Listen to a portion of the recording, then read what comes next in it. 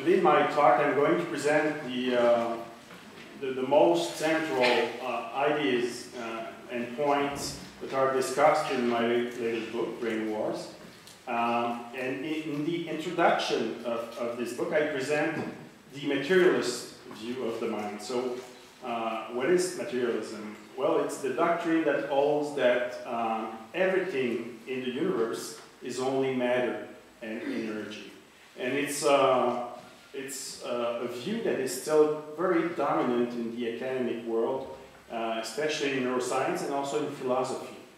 So for materialism, what we call mind, that is mental processes and events, and also consciousness, that is awareness and also subjective experience, these things are simply what the brain does. So in other words, everything that you experience, your thoughts, your feelings, your intentions, your sense of identity, even your spiritual experiences, all these things can be reduced strictly to electrical and chemical activity in your brain.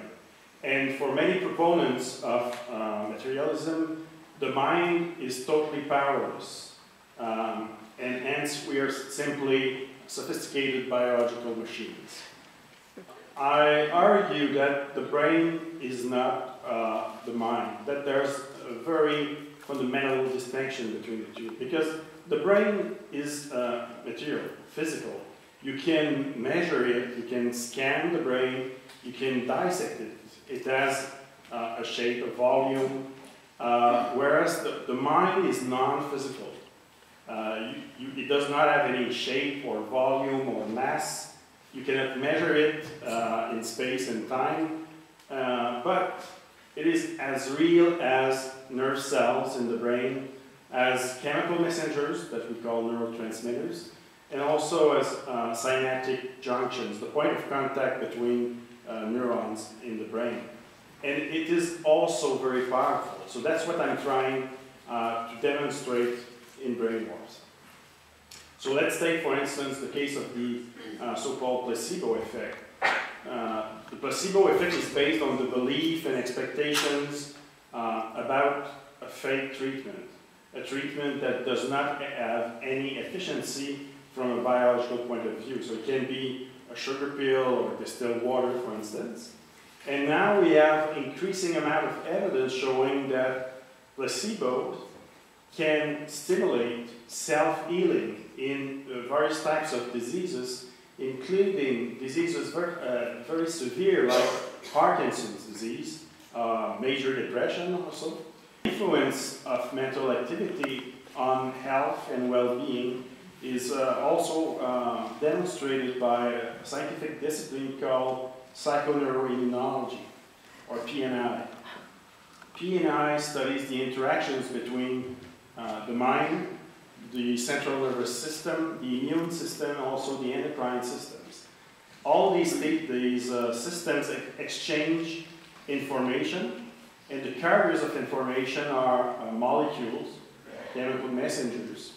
And all these systems connected together form what we call a psychosomatic network, which means that a mind, for instance, a mental image or a belief can have an impact on all the physiological systems connected to the brain, the immune system, the endocrine system.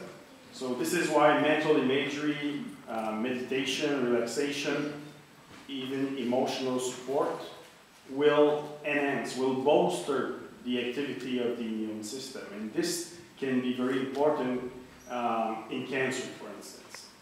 Just because materialist science can't explain something, how do you know that it won't be able to eventually? And so how do you answer that critique? Materialism is not valid anymore because it's been shown to be erroneous 100 years ago by quantum physics. So materialism is only a figment of human imagination. It doesn't have any solid basis in reality. And in physics, they have realized that a century ago.